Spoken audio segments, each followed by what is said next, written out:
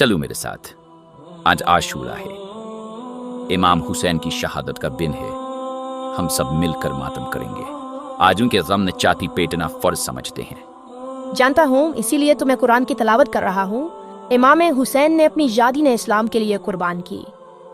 ہم اگر ان کی تعلیمات پر عمل کریں تو یہی ان سے اصل محبت ہے۔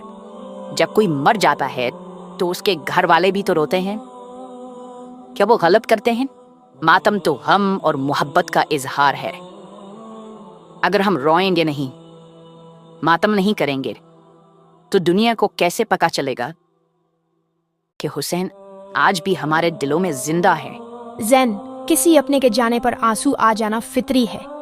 خود رسول اللہ کی آنکھوں سے حضرت ابراہیم کے انتقال پر آنسو نکلے تھے، مگر آپ نے فرمایا دل غمگین ہے، آنکھیں اشکبار ہے، مگر زبان سے وہی بات نکالو جو اللہ کو پسند ہو۔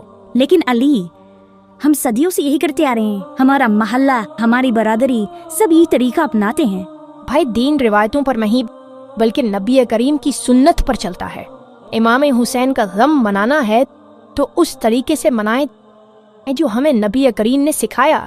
سینہ پیٹنا، خود کو زخمی کرنا، یہ چیزیں رسول اللہ کے دور میں نہیں تھیں، نہ صحابہ نے کی۔